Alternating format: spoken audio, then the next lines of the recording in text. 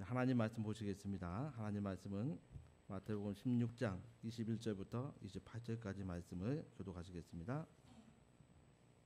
마태복음 16장 21절부터 28절까지 마지막 절까지 교독을 하시겠습니다.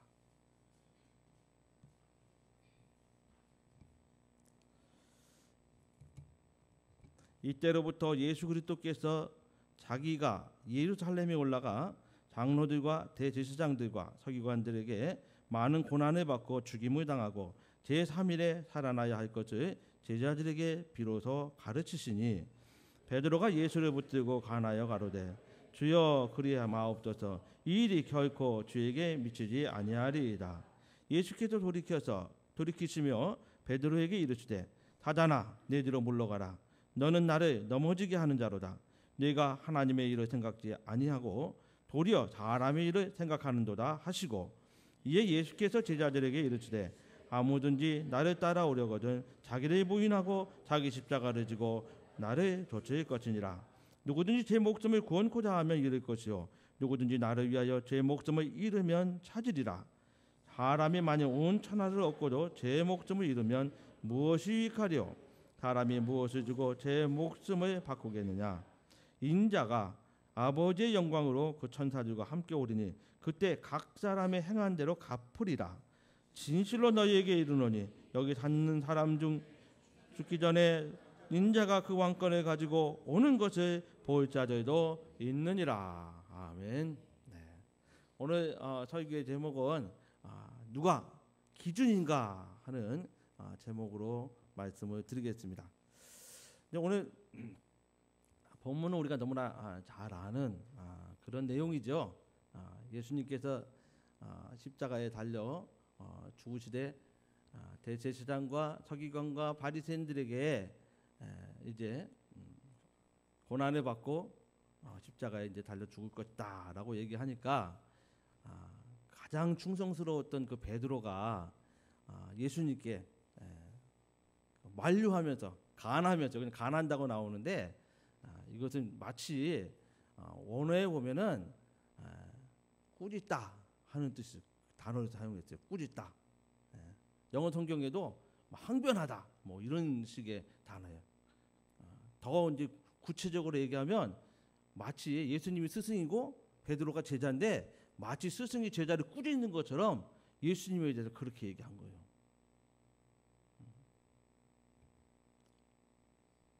근데 베드로가 물론 이제 예수님을 사랑하는 마음이 있어서 뭐 그랬겠지만은 정말 이렇게 한 베드로가 그 베드로의 생각과 그의 가치관과 그가 그렇게밖에 할 수 없는 그런 생각을 상황이었다는 거죠. 복음서에 보면은 우리 주님이 무엇을 위해서 세상에 오셨는지 밝히신 말씀, 기록된 말씀들이 있습니다. 마태복음 20장 28절에 보면은 인자가 온 것은 섬김 받으려 함이 아니야, 섬기려 하고 이제 자기 목숨을 많은 사람의 대속물로 주려 하심이라 그렇게 말씀하셨죠.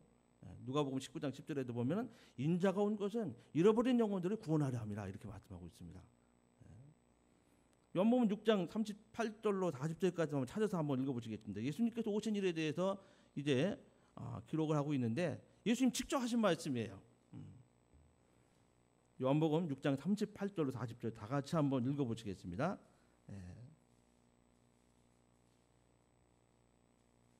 찾으셨으면 같이 읽겠습니다. 시작. 내가 하늘에서 내려온 것은 내 뜻을 행하려 함이 아니요 나를 보내신 이의 뜻을 행하려 함이니라. 나를 보내신 이의 뜻은 내게 주신 자 중에 내가 하나도 잃어버리지 않냐고 마지막 날에 다시 살리는 이것이니라.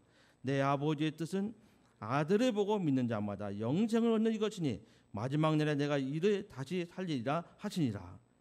예수님께서 분명하게 이 땅에 오신 목적에 대해서 말씀하고 계세요. 요한복음 10장 10절에 보니까 내가 온 것은 양으로 생명을 얻고 더 풍성히 얻게 하려 하심이라 그랬어요.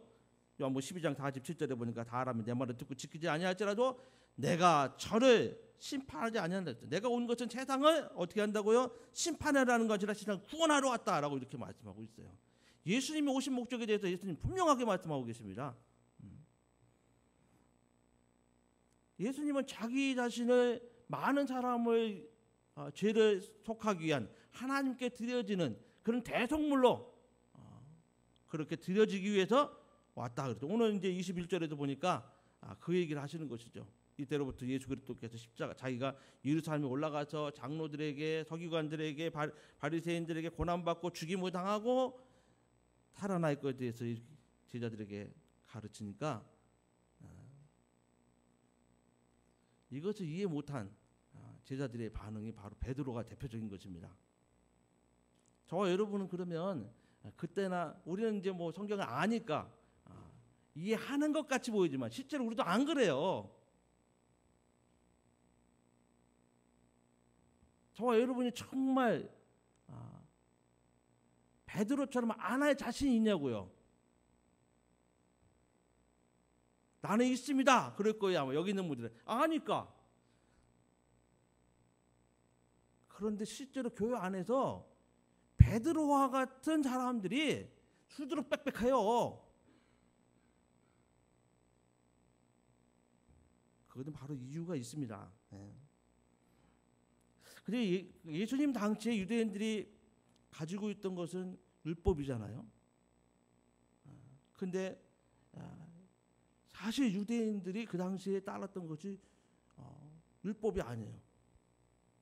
율법을 따른다고 했는데 사실 그들이 주로 생활 중에, 삶 중에, 또 예배 중에 더 그들이 주로 참조했던 것이 뭐냐면 탈무드라는 거예요. 탈무드 한번 얘기 많이 들어보셨을 거예요. 탈무드는 주전 500년부터 주 500년까지 1000년 동안 유대인들의 지혜서라고 합니다. 성경 아니에요. 랍비들이 생활 중에 항상 거기에 뭐 율법도 있겠죠. 그러나 생활 중에 정말 지혜롭게 처신하고 또 답도 해주고 유대인들이 참 그거 지켜가면서 살 수 있도록 만들어 놓은 거예요. 거기에는 유대인 포로 생활했을 때도 그들이 가졌던 그 상황에서 어떻게 하면 이거 지혜롭게 잘 대처해서 살아갈 수 있을까라는 그런 내용들이 굉장히 많습니다. 한 뭐 1000년에 걸쳐서 만들어진 지혜서. 우리가 지혜서 하면 보통 잠언서, 뭐 전도서, 뭐 이런 거 정도 우리가 생각하잖아요. 그건 율법책이에요. 성경에 나와 있는 겁니다. 근데 그거 외에 더 많은 내용이 탈무드에는 있습니다. 뭐 탈무드에 대해서 약 그 유대인들의 한 역사를 한 5000년 정도 보는데 5000년 동안 이 기록이 되기 전까지 그 모든 구전으로 전해진 것까지 다 거기에는 기록이 돼 있어요. 그래서 탈무드는 한 20권 정도 되고 그리고 2000여 페이지가 되고 12,000 페이지 정도 되고 그리고 단어로는 한 250만 단어 정도 되고 무게는 한 75kg 정도 된다. 이건 들고 다닐 수 없는 거예요. 근데 여러 군데 산지에서 보관이 돼 있어요. 랍비들이 그걸 보고 이스라엘 사람들에게 자기 백성들에게 랍비들이 답변을 해줘요. 랍비들의 답변은 대부분 다 탈무드에 의존합니다. 그래서 이스라엘 사람들 대부분 사람들은 탈무드에서 랍비가 가르쳐준 탈무드에 대해서는 많이 알고 있지만은 오히려 율법에 대해서 모르는 경우가 많았던 거예요. 베드로 역시도 이스라엘 사람들이 지금도 가면은 우리 각 지역에 이렇게 예배당이 있는 것처럼 그들에게 회당이 있습니다. 회당은 언제부터 만들어진 거죠? 포로 생활 때부터 만들어진 거예요. 그들이 성전을 잃고 나서 어떻게 구심점이 없으니까 각각의 지역에 가서 회당을 만들었습니다. 그 회당에서 성경이라는 것이 우리처럼 이렇게 책으로 이렇게 간단하게 들고 다니는 게 아니니까 예루살렘에서 성전이 파괴되고 또 가면서 그 책을 전혀 못 가져갔어요. 기록을 전혀 못 가져갔어요. 그러면 그게 어떻게 해서 그들에게 전해졌느냐? 이게 랍비들에 의해서 혹은 서기관들에 의해서 이게 외워진 겁니다. 그래서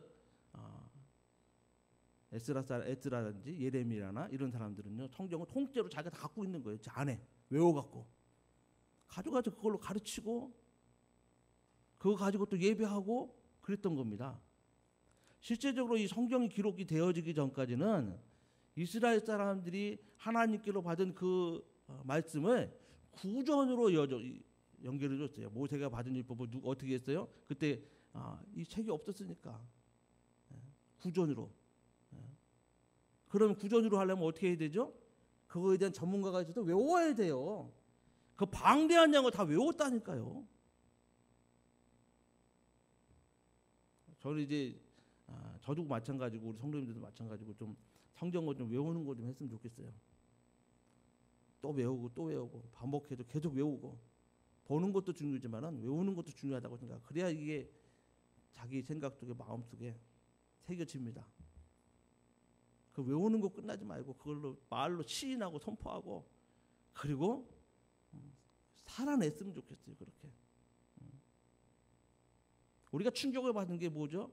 앞에서는 그렇게 성경대로 성경의 말씀을 짚어가면서 했지만은 사실 그 삶이 전혀 아닌 사람이 그러니까 그게 엄청난 우리에게 충격 아니었습니까? 사실 저는 목사지만 여기서 늘 말씀을 전하는 사람이지만은 두렵단 말이에요. 목사 너는 그렇게 살았냐 이거예요. 그 요즘에 더 고민하는 게 뭐냐? 하나님 말씀이 내 안에 있으면 물론요. 그걸 가지고 살아내기 위해서 얼만큼 몸부림치고 그 고민했느냐?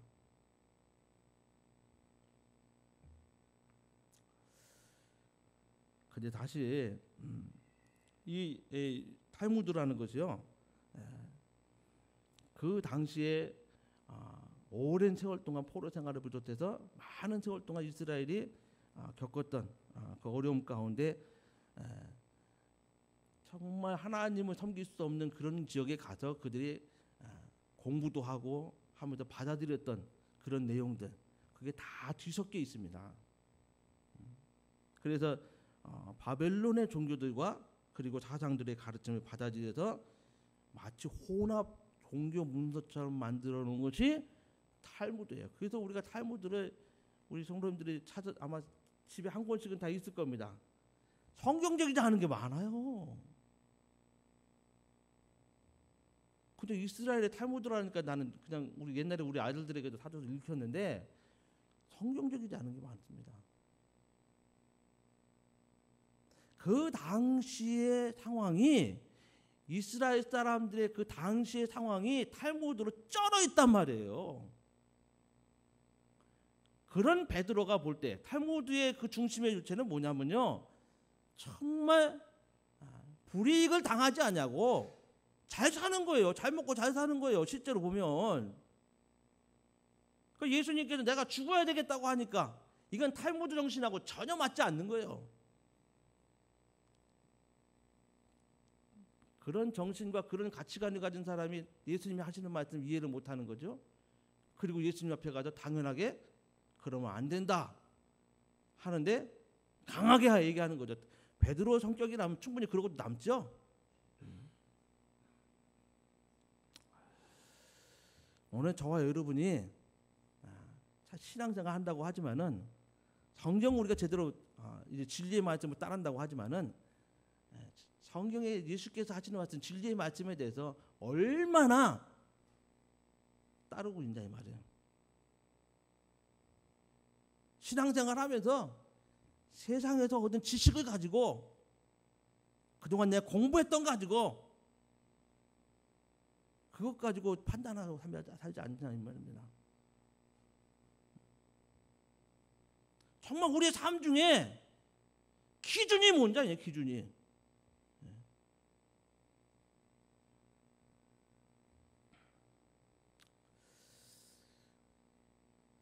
예수님께서는요.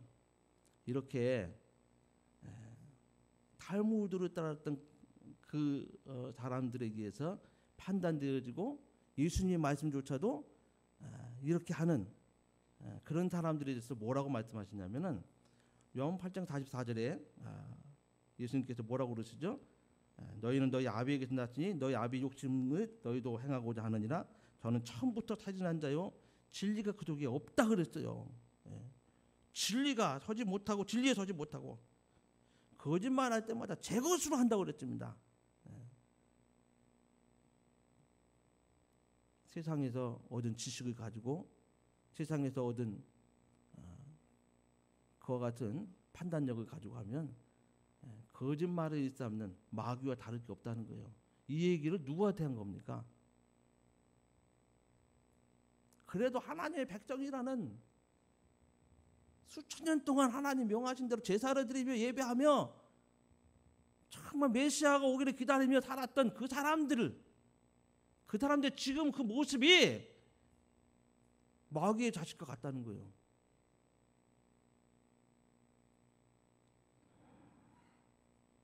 사실 저와 여러분 정말 자신의 경험에서 얻어진 지식이나 또 유명한 인물이 말했던 그런 어떤 격언이나 학자 이론이나 이런 거를 근거해서 정말 우리가 판단을 하고 그 가치관을 삼는다면 여기 예수님께서 꾸짖었던 사람들과 다를 게 하나도 없어요.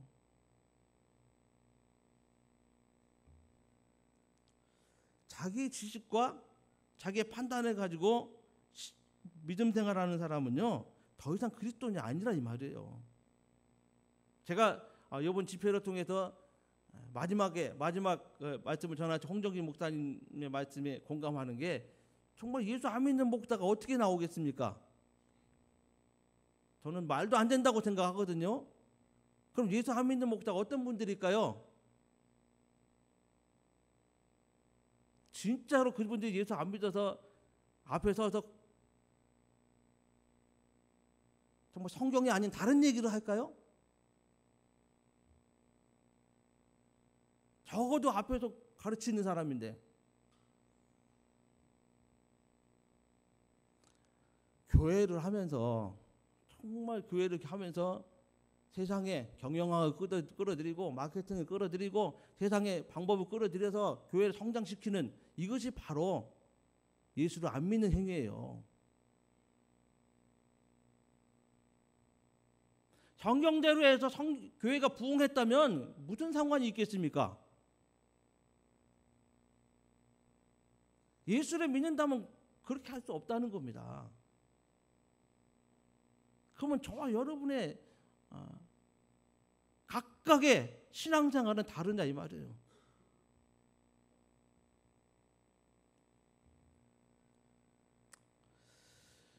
저와 참 요즘 들어서 뭐 다른 목사님들 설교를 이번에 이제 듣고서 우리가 정말 성경대로 살았나?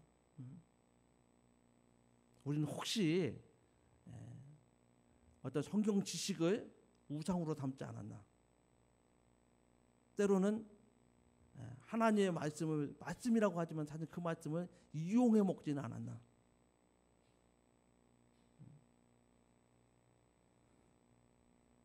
성경이라고 쓰여 있는데도 참 여러 가지로 이렇게 잘못된 성경도 많아요.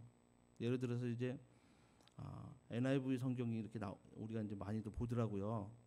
근데 그 성경이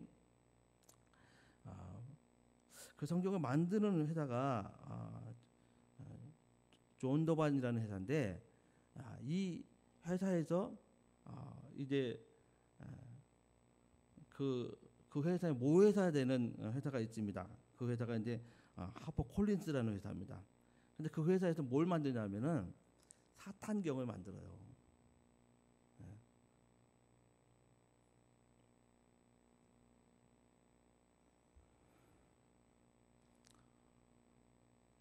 같이 만들어요, 같이.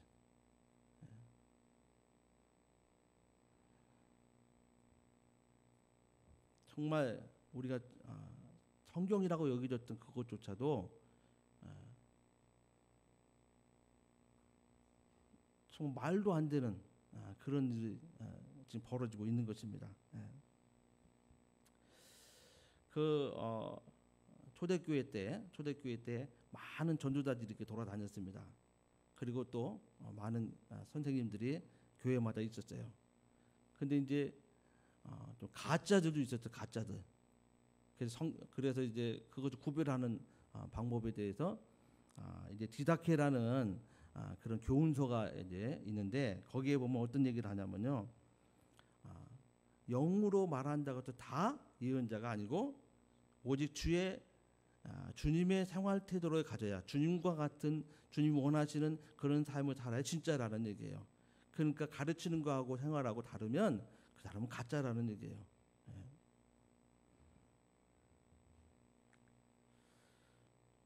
베드로도 역시 주님의 제자였지만 이해를 못하니까 그 당시 가지고 있었던 탈무드의 상식과 배경과 그런 삶 가운데서 예수님에 대해서 항변하고 꾸짖고 예수님에 대해서 그랬던 겁니다. 저와 여러분도 그런 지식이 앞서면 베드로와 다를 것이 하나도 없다는 얘기예요.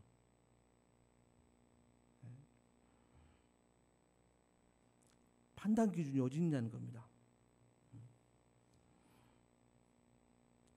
교회 안에서 최악의 경우가 어떤 경우냐면은 교회 안에서 주도권을 잡고 무엇이든지 자기 생각과 판단에 따라 처리하는 사람들이 있어요. 어떤 사람은요, 주님의 교회를 자기 것처럼 생각하고 주인 노릇하려, 주님이 주인이 아니라 자기가 주인 노릇하려고 하는 경우가 있습니다. 이건 주님께 반역하는 죄예요. 그 전에 우리가 이제 우리가 다 주인이 되자 이렇게 설교도 한번 들은 적이 있는데 참 우리가 주인이 아니라는 사실이에요. 누가 주인이세요? 우리 주님이 주인이세요.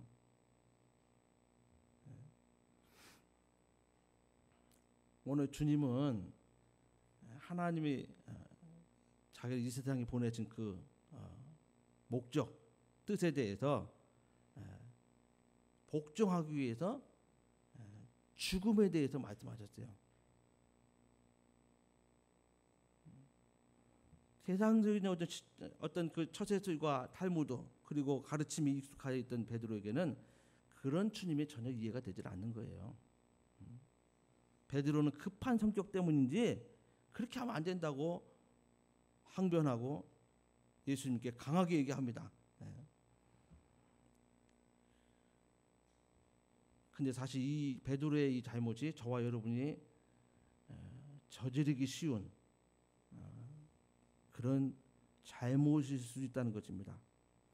사실 믿음이라는 건 내 방식대로가 아니라 정말 주님의 방식대로 사는 게 믿음이거든요. 그러면서 주님께서 하신 말씀이 오늘 결론적으로 마태복음 16장 24절의 말씀입니다. 우리 한번 같이 읽어보겠습니다.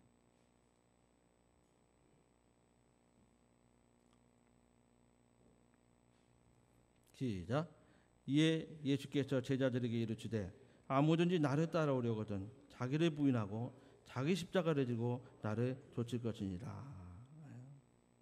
세상의 상식을 따르는 것을 믿음이라고 하지 않아요. 주님을 인정하고 주님의 이와 같은 말씀을 따라서 가는 사람이 믿음이 있는 사람입니다. 그가 참 그리스도인입니다. 우리 예수님의 그 어머니였던 마리아에게 어떤 일이 일어났죠? 상식적으로 정말 있을 수 없는 일이 일어나요. 그 사건을 기록한 것이 누가복음 31장에 나오죠. 30절부터 38절에 나옵니다. 한번 찾아서 한번 읽어보겠습니다.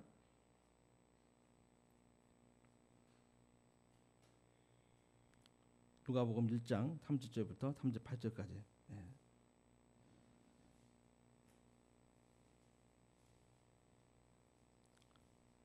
시작. 천사가 일러 가로되 마리아여 무서워 말라 내가 하나님께 은혜를 입었느니라. 보라 네가 주태하여 아들을 낳으리니 그 이름을 예수라 하라.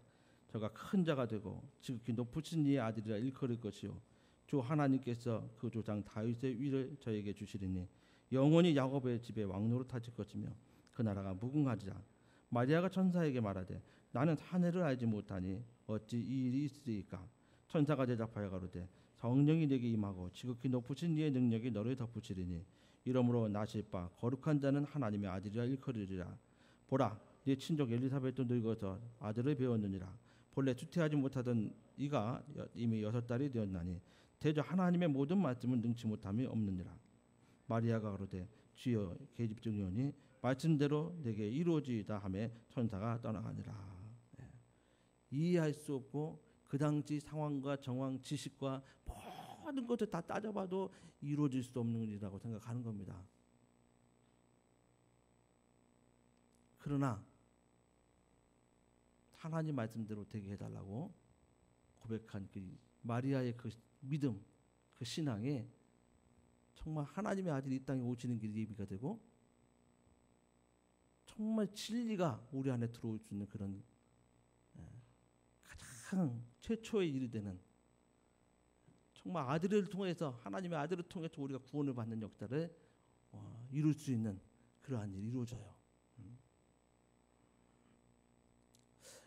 주님께서 죽은 나사로 집에 가잖아요. 나사로가 죽어서 이제 나흘이나 돼서 막 무덤에 있는데 나사로를 하나님께서 이제 살리려고 하시죠. 그러니까 이제 살리려고 이제 돌물을 치워라. 무덤물에 도래 같은 돌물을 치워라. 그랬더니 그의 누이가 와서 이미 죽은 지가 나흘이나 돼서 썩어 냄새가 납니다. 라고 이렇게 죽었다, 확실히 죽었다는 것이죠.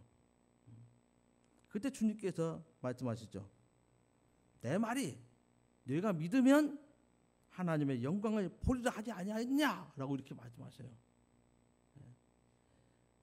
저와 여러분에게도 주님께서 이렇게 오셔서 무덤에 가서 빨리 관을 꺼내라. 나흘 됐는데 봉물을 다 해치고 관을 꺼내라 그러면 할 수 있겠어요?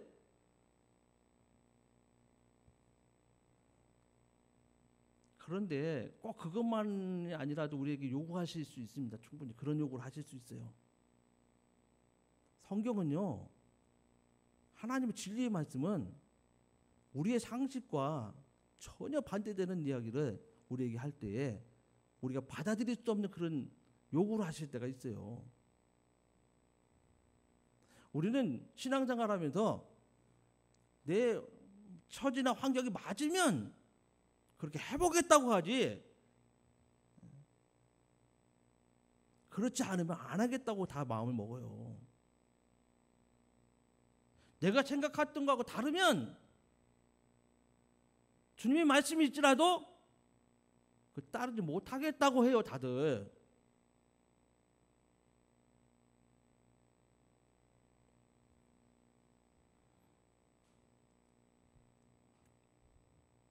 우리 삶에 정말 기준이 누가 돼야 정말 말도 안 되는 것 같은, 정말 주님이 하시는 그 말씀, 우리 상식하고 지식하고 전혀 상관없는 그런 말씀 우리에게 요구하시고 명령하실 때 정말 그런 내용을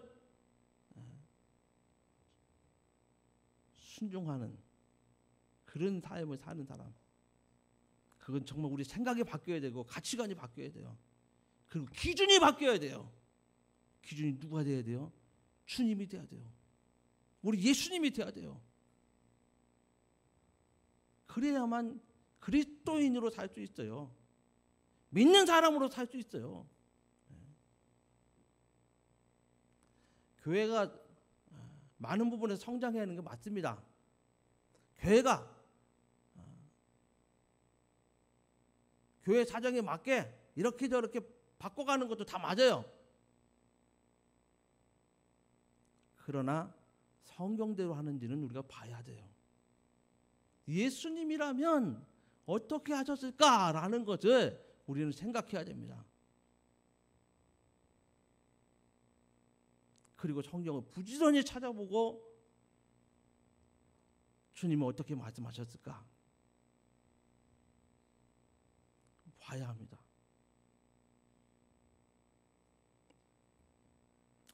내 지식과 경험, 참으로 그 판단이 앞서지 않도록 하시길 주님의 이름으로 축원합니다.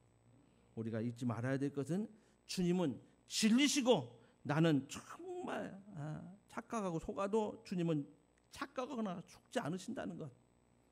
나는 실수하지만 주님은 절대로 실수 않으시고 나는 틀려도 주님은 언제나 틀리지 않다는 것. 정말 주님이 기준이 되어서 그분의 말씀이라면 내가 위기가 오고 어려움이 오고 어떤 때는 고난이 오고 고통이 온다 할지라도 정말 자기를 부인해야지 주님을 따라갈 수 있다는 것입니다. 주님을 잘 따라가는 삶에 우리가 살아갈 수 있도록 힘쓰시기를 주님의 이름으로 축원합니다. 저와 여러분이 정말 누구를 기준으로 삼을 것인가? 그동안 그렇게 살지 못했다면 지금부터라도 주님이 기준이 되는, 주님이 어떤 말씀하시는지 그 말씀이 정말 기준이 되는 그런 삶을 사시기를 주님의 이름으로 축원합니다. 오늘 우리가 이렇게 개혁을 한다고 썼지만은 정말 근본적인 것, 우리 안에서부터 정말 생각과 가치관, 우리의 마음 먹는 것이 어떻게 바뀌어야 되는지, 정말 이것이 작업이 되지 않으면 뭐 그냥 불의에서 버릇어난 정도죠. 뭐 개혁은 이뤘다 볼 수 없습니다. 그래서 우리가 집중해야 될 것은 예수 중심으로 가야 되고, 예수께서 우리에게 말씀하신 진리의 말씀으로 살고자 정말 힘써야 하는 것이 진정한 자기 안에서 정말 개혁입니다. 하나님께서 그런 자를 찾으시는 거예요. 그런 자를 원하시는 것입니다. 오늘 저 여러분이 그렇게 살기를 주님의 이름으로 축원합니다. 우리 시간에 함께 기도하고 우리 377장을 우리 찬송하시겠습니다. 예수 한번 하시면 기도하시겠습니다. 예수여